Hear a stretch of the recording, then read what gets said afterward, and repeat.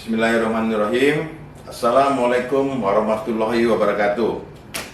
Perkenalkan, nama saya Dr. Haji Surya Hajar Fitriadana, spesialis paru, subspesialis paru, kerja dan lingkungan, FCCP, FGSR, AMM, AIM Biomed, AIPO, K. Saya merupakan dosen Fakultas Kedokteran Universitas Riau, dan saat ini saya sedang mengikuti proses sertifikasi dosen yang diselenggarakan oleh Kementerian Pendidikan Tinggi, Sains dan Teknologi tahun 2026. Video ini saya susun sebagai pernyataan diri dosen dalam unjuk kerja Tridharma Perguruan Tinggi atau PDD UK-TPT, khususnya dalam bidang pengajaran pulmonologi dan kedokteran respirasi. Pada kesempatan ini, saya akan memaparkan mata kuliah yang saya ampu dan sesuai dengan kalian saya, yaitu mata kuliah pulmonologi dan kedokteran respirasi. Mata kuliah ini merupakan mata kuliah wajib yang ditujukan untuk program studi pulmonologi dan kedokteran respirasi di semester 1 dengan bobot 1 SKS dengan kode mata kuliah PDD 1104.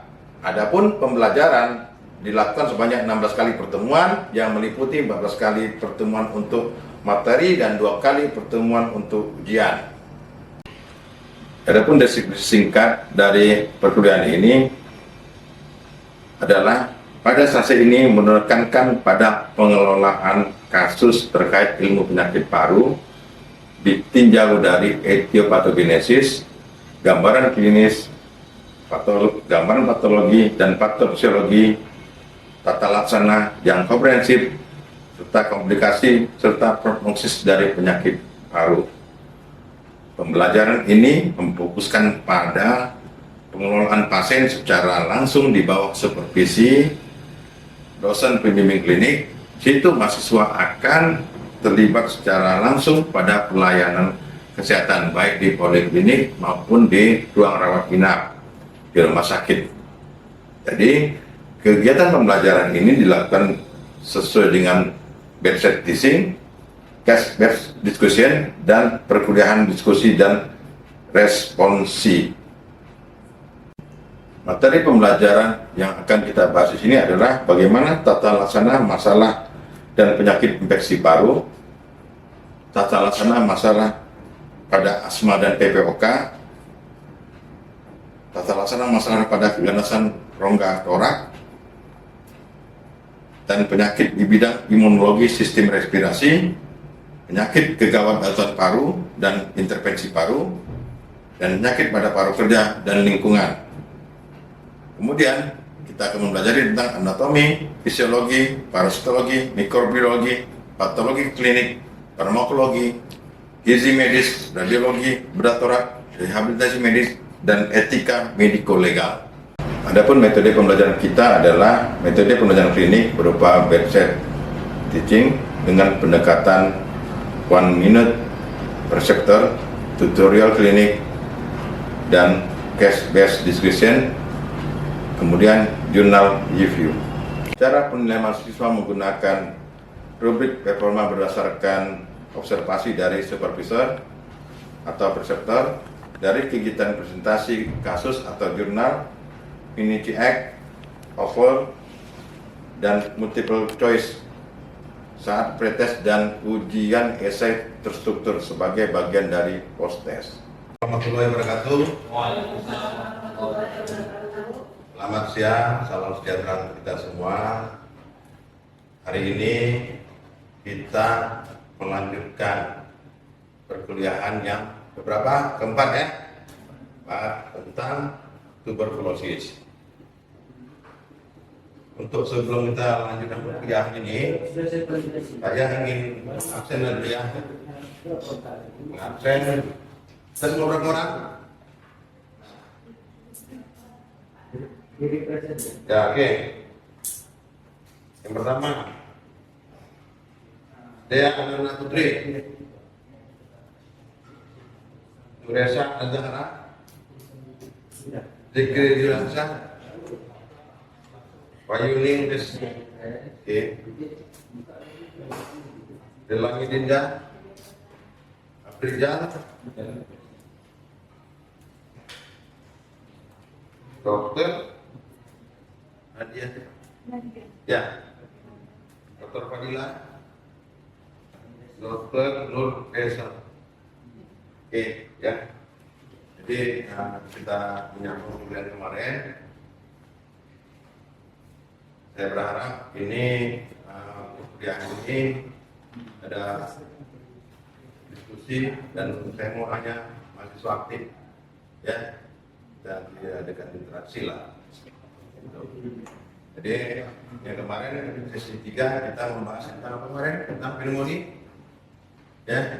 Pneumonia sekarang kita lanjut dengan tuberkulosis. Jadi penyakit TB ini, masalah tuberkulosis ini bukan masalah nggak serius, ini serius. Jadi memang sekarang ini tuberkulosis perhatian dari pemerintah. Jadi atensi khusus bagaimana kita mengurangi, membasmi tentang penyakit tuberkulosis. Itu mari kita kenal dulu, mengenal tuberkulosis paru lebih dekat. Saya di mana? Kita tahu apa itu penyakit tuberkulosis? Kita tahu penyakit tuberkulosis adalah penyakit yang disebabkan oleh kuman Mycobacterium tuberculosis. Pertama, menyerang apa deh? Paru-paru ya, paru-paru, dan dapat juga menyerang organ lain selain paru-paru. Oke, lanjut. Di mana saja kuman tuberkulosis itu dapat menginfeksi? Mana aja? Ada TBC paru, TBC otak, TBC tulang, usus, kulit, apa lagi? HIV, ya, banyak dia bisa menyerang ke semuanya. Oke, lanjut. Jadi TB ini Indonesia naik posisi ke peringkat kedua di dunia. Berarti program kita berhasil nggak? Berhasil, ya kan? Jadi kita mesti berhasil program ini dari peringkat keempat, peringkat ketiga, peringkat kedua. Ya, peringkat pertama nanti kita berlomba-lomba menjadikan peringkat. Ya. Seberapa sering kasus TBC di Indonesia? Jadi kasus TB di Indonesia ada 1 juta.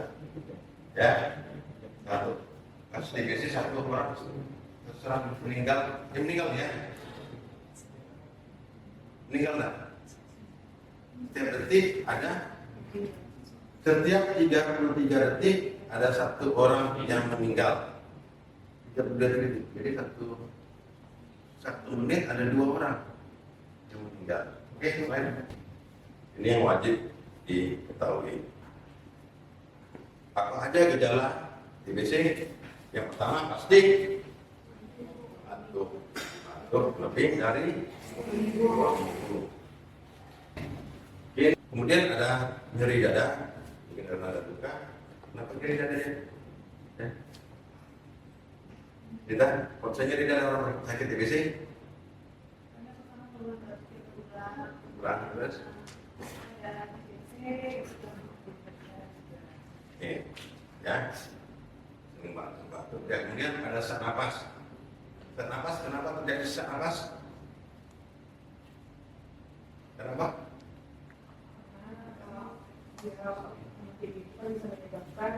Yang terinfeksi itu dari parenkimal. Ya, parenkimal terganggu karena kerusakan paru yang Jadi kalau kerusakan parunya luas, itulah yang sering menyebabkan sesak. Oke, lanjut. Itu gejala respirasi. Ini ada gejala non respirasi, ada keringat malam, ada demam, lemas, penurunan nafsu makan dan penurunan berat badan. Jadi keringat malam ya. Saya pakai AC pun kalau ada keringat ya, demamnya nggak tinggi betul lah. Ini demam nggak kurang enak badannya, jadi lemas, lesu aja bawaannya. Penurunan nafsu makan, otomatis berat badannya turun juga kan. Oke, lanjut.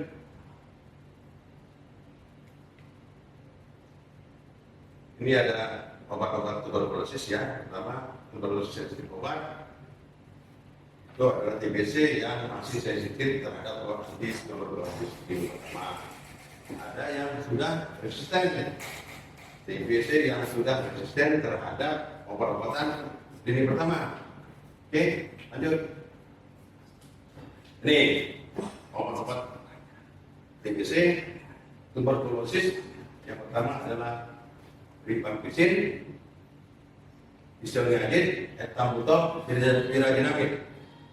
Di sini kita bingung kan, bagaimana cara menghitung berdasarkan apa? Berat badan. Jadi ngapalnya mana ngapal yang enak? Jadi ada kalau kita belajar itu ada jembatan keledai namanya. Bagaimana menyikapinya?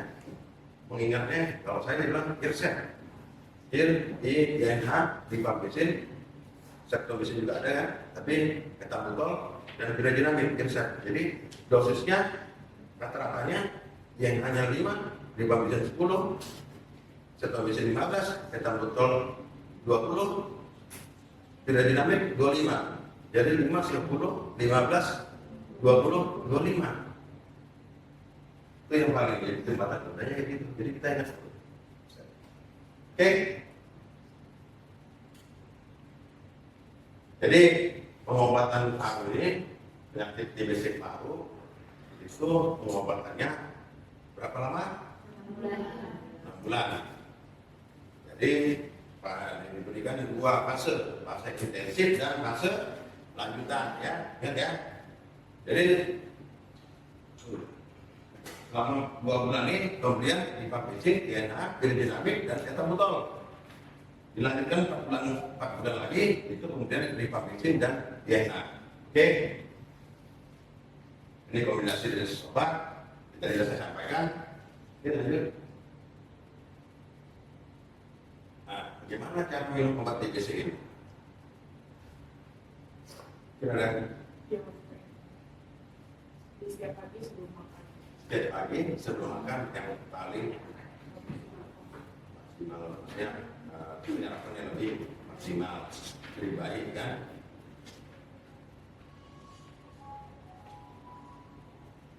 Terus jadi kalau dia pagi ya pagi terus baiknya. Cuma kadang-kadang kan ada orang pagi lupa siang ya kan, jadi makan itu jangan nanti pagi kita makan karena ingatnya sore, kan kita pagi nggak kita makan. Kadang-kadang pasien juga akan menjadi gitu. Beberapa dokter suruh ini pagi, karena saya ingatnya sore, ya udah besok pagi saya makan gitu ya kan. Nah, saya itu sering, dan karena pengobatan lama, kadang-kadang kan pasien itu lupa. Jadi kan, ya udah kalau memang pagi ya siang ingat ya, mesti siang jangan tunggu. Sore lagi. Tempatkan obat di tempat yang mudah terlihat, jadi dia selalu ingat tempatnya. Kalau mau ini, oh di sini tempatnya, di situ terus letaknya. Jadi dia tahu dia mau pergi, suruh disiapkan. Kan mesti ada pengawas minum obat. Dia mengawasi dia tuh, yang mengingat dia itu yang memberi mengingat. Jadi kau jangan makan obat, ini mesti makan obat. Oke, ayo. Kenapa saya bertanya? Kok kencing saya warna merah? Itu dari gimana? Kenapa dia kencing warna merah? Reaksi dari obat apa pertama? Ambesin. Ya. Jadi kadang-kadang tuh minum obat ini kita kalau ini ya, dok, kencing saya merah takut ya. Nah, kan selalu kayak gitu. Ya minum obat itu minum lagi saya takut dok, kencing saya merah nih. Kan? Tidak maksud makan karena mual sakit perut. Nah, ini sering kali. Karena apa? Karena diberikan waktu perut kosong, ya. Jadi dia karena obatnya banyak. Kita nengok jaga mual, apalagi makan. Jadi memang harus dimotivasi pasien itu. Kemudian ada yang nyeri sendi. Mungkin kenapa? Ada yang nyeri sendi? Ada yang tahu? Obat apa yang buat nyeri sendi? Tidak. Ya.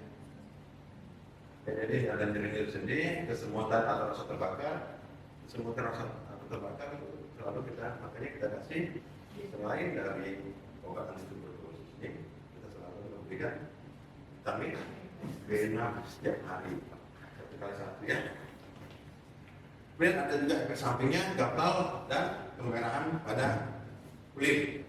Ya, jadi sering juga jadi gatal dan kemerahan pada kulit karena reaksi obat ya. Kemudian ada kuning pada mata atau kulit. Kenapa? Mungkin ada beda? Karena obat ini hepatotoksik ke hati ya. Makanya kalau orang TBC obat imunnya makannya kita indikan obat itu dikasih obat nanti untuk pencegahannya sebagai hukuman dan langsung makannya meningkat. Oke. Kemudian ada gangguan penglihatan. Apa yang membuat gangguan penglihatan? Hitam butol ya. Jadi efek samping semua obat. Kita ada tahu. Oh ini karena kok saya tambah kabur. Akhirnya saya minum obat dok, tambah kabur. Itu kita jelaskan. Ini akibat pengaruh obat tuberkulosis. Mungkin 2 bulan aja yang kayak gini. Karena bulan ketiga, 4, 5, 6 dan kita ada. Oke. Jadi jika muncul efek samping tersebut diskusikan dengan dokter. Ya, jangan menyetop obat TBC tanpa anjuran dokter. Jadi kita nanti menilai. Ini kita stop, kita ganti obatnya atau gimana? Jadi penelitian. Oke, lanjut. Jadi sebelum obat TB ini juga ditemukan, kalau zaman dulu orang diobati TB dengan dijemur. Jemur ini. Berarti misalnya terus kena TB, dijemur. Jadi kenapa dijemur? Kuman TB itu mati dengan air matahari.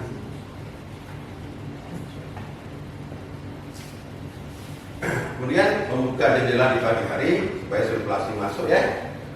Makan makanan bergizi dan perhatikan etika batuk. Kalau orang batuk, ya kita nggak tahu kan ini orang nak TBC kita nggak tahu. Ya ada penunjang lah. Ya ini untuk batuk-batuk TBC ini kan beda sama batuk yang lain kan. Oke, lanjut. Pasien BCG. Jadi pertimbangan kita untuk memberi pasien BCG ini terutama pada bayi dan anak-anak kecil dari 5 tahun dengan pelayanan tinggi terhadap definisi parodontik. Kemudian bayi sehat dan anak usia sekolah umur 7 sampai 14 tahun yang sebelumnya belum mendapatkan vaksinasi. Oke, lanjut. Saat ini sedang dikembangkan vaksin TBC selain BCG. Namun ini sekarang rumah-rumah ini orang selalu meneliti terus masih dalam tahap penelitian. Jadi tujuan dari pengembangan vaksin baru ini adalah mencegah penyakit TBC pada anak dan dewasa, ya kan? Kemudian menggantikan atau menguatkan vaksin BCG. Yang ketiga, mencegah kekambuhan pada pasien yang telah menyelesaikan pengobatan. Yang keempat, memperpendek durasi pengobatan. Jadi sampai sekarang belum ada pengobatan TB itu yang kecil dari 6 bulan ya, sampai sekarang. Oke. Jadi kita kita berharap dengan ini tahun 2030 ditargetkan untuk Indonesia bebas zero TBC di Indonesia. Ini tahun 2020. Nah, ini kita pertanyakan. Ini 2026. 4 tahun ke depan. Mungkin nggak? Sementara kita nomor 2 pula di dunia. Menurunkan nomor 2 di dunia aja tuh kita mesti berat. Jadi marilah kita bersama-sama, terutama kita ya dari kesehatan, dokter, ya bagaimana bisa mencegah penularan penyakit TBC. Saya itu aja dulu, mungkin nanti kita diskusi. Kita ada pertanyaan dari mahasiswa, saya persilakan ya. Terima kasih. Jangan lupa ada pertanyaan. Bisa, yang bertanya silakan berdiri.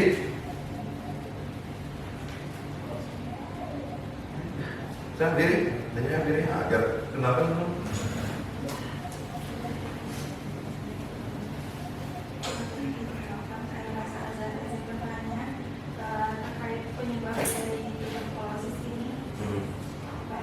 Oh ya, Dokter Nuresa menanya penyebabnya itu apa? Mungkin ada yang tahu, ya kan? Ya, diri.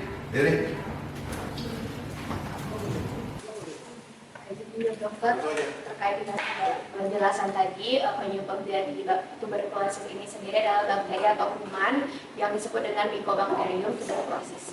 Oke, ya. Jadi memang penyebabnya. Yang lain ada? Yen? Dorinda? Ya, silakan. Udah? Yang lain? Ya, oke, penyebabnya adalah kuman Mycobacterium tuberculosis yang ditularkan melalui droplet. Ya, oke, ada lagi? Diri, silakan. Pak Bijan. Ya. Saya ingin bertanya, apakah faktor keluarga atau keturunan bisa nggak mempengaruhi terjadinya TB ini? Karena kalau kita melihat di kampung-kampung, kalau seandainya orang tuanya kena TB harus dipisahkan dari rumah ini, silakan seperti kamarnya atau apanya, kemudian barang-barang yang digunakan oleh pasien yang TB ini harus dievakuasi. Nggak tahu bagaimana, atau memang faktor keturunan bisa? Ya. Jawab dokter. Udah? Bisa nggak? Ini keturunan nggak nih? Jadi karena juga pasien selalu nanya begitu. Dok, ini turun nggak? Karena apa? Orang tuanya, istrinya, anaknya kena gitu kan? Jadi ketakutan. Nah, ketakutan. Ya, silakan. Ya. Kalau TBC ini bukan disebabkan keturunan, jadi memang ditularkan karena faktor dari droplet tadi, interaksi tadi ketika bicara dan juga dan situlah cara penularannya. Tapi misalnya seorang ibunya TBC, kemudian takut nanti ketika hamil mungkin takut nanti ada TBC, itu tidak menular lewat jalur keturunan.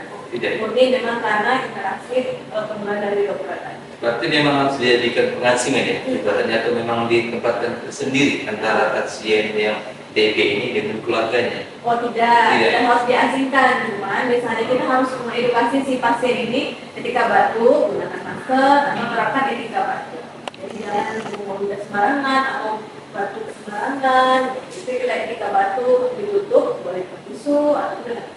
Berarti kita kan memang selama ini kan kebanyakan yang terjadi di pasien di mana kita melihat ketakutan tinggi itu, ibaratnya, oh ini pasien TB ini harus kita hindarkan. Bukan dari keluarga aja, ibaratnya dari sisi tetangga, dari siapa seperti terjadi pengasingan. Jadi bagaimana cara selain kita untuk memparadigma itu supaya ada yang berkembang di masyarakat gitu kan? Mungkin yang pertama kita harus mengedukasi juga bahwa TBC ini bisa disembuhkan. Berarti meyakinkan itu bisa disembuhkan. TBC ini bisa disembuhkan asal kita minum obat yang teratur. terus TBC ini bukan penyakit keturunan atau kutukan, ya Pak ya. Iya. Dan bisa juga kita cegah. Tuh, kita nih vaksin sebagai dari Organisasi Dunia, terus menerapkan pola hidup yang sehat. Kemudian kedua lagi kita juga harus jelaskan ke masyarakat bahwa bukan yang harus diasingkan. Ketika pasien yang TBC itu sudah menggunakan masker, jika waktu itu diterapkan, itu meminimalisir untuk proses penularannya. Jadi mungkin lebih edukasi bagaimana cara penularannya, bagaimana kemudian bisa begitu biar lebih yakin masyarakat. Oke. Jadi saya tambahkan, kenapa orang berpikir begitu? Kan tadi saya sudah bilang di slide saya ada kontak erat. Jadi serumah kontak erat. Jadi orang kena kontak serumah kan kontaknya sering. Apalagi, jadi orang berpikir kok anaknya kena juga. Jadi bukan keturunan, tapi kontak erat serumah. Saya itu aja. Sudah paham? Ada lagi? Ini kita kan melihat sebenarnya kalau yang penderita TB yang pernah kita lihat itu memang TB itu dari sisi mau berbadan darahnya besar kurus itu Pak. Memang bukan dalam artinya kurusnya ini signifikan mengakunya melihat. Karena ini kadang-kadang kita kaget kita kok 2 hari atau 3 hari kita nggak jumpa jauh sekali lebih kurus. Nah itu gimana? Oke, ada yang menjawab? Kenapa dia kok kurus katanya? Tapi sebentar ada, tolong. Silakan. Ya. Iya Pak, kalau misalnya orang itu kan tadi akan terus-terusan batuk ya. Jadi dia memang kalau udah terinfeksi itu nafsu makannya juga turun. Jadi untuk makannya jadi kurang kan. Nah, berat badannya jadi turun. Terus karena batuk itu biasanya orang cenderung untuk mual. Jadi udah dia makan nanti batuk terus tertekan perutnya kan. Jadi makanan yang udah masuk tuh nggak jadi terserap di tubuh. Jadi makin kurang lah berat badannya, gizinya kurang. TB ini bisa disembuhkan dengan pemulihan berat badannya, bisa nggak? Kurus kayak dia yang sebelum diserang TB bisa? Bisa Pak. Bisa. Iya bisa. Berarti itu dalam jangka waktu 2 sampai 4 bulan, 6 bulan ya? Ya bertahap. Bertahap. Dengan tentu saja Tapi dengan memang kita harus disiplin ya, minum obatnya harus Iya. disiplin, ada pengawasan dari disiplin. tidak boleh terus obat. Oke, ya. Jadi kenapa kurus, kenapa ini? Karena memang penyakit tuberkulosis ini menyerang organ kita. Dia efeknya nafsu makan menurun, berat badan menurun, ya kan? Kenapa? Habis dimakan sama TB, kuman tuberkulosis itu. Jadi pengobatannya harus secepatnya. Jadi diagnosis dini itu harus dilihat. Jadi jangan sempat dia udah merusak organ lain baru kita. Jadi deteksi dini penyakit tuberkulosis itu harus kita terapkan, ya. Mungkin itu aja, ya. Kita berikanlah apresiasi kepada mahasiswa semua yang sudah berkolaborasi dalam penerima kuliah ini, ya. Jadi kesimpulannya di sini penyakit TB ini bisa disembuhkan, bukan penyakit kutukan, dengan catatan deteksi dini yang cepat dan pengobatan yang teratur. Terima kasih untuk mata kuliah sekarang tentang penularan tuberkulosis. Kita mudah-mudahan semua sudah ngerti dan bisa dipahami. Kita berjumpa di sesi berikutnya tentang sesi kelima tentang masalah TB resisten obat. Saya rasa sebelum kita mulai baca dulu ya, jadi biar kita enak diskusinya. Saya rasa itu aja. Wabillahi taufiq wal hidayah. Assalamualaikum warahmatullahi wabarakatuh.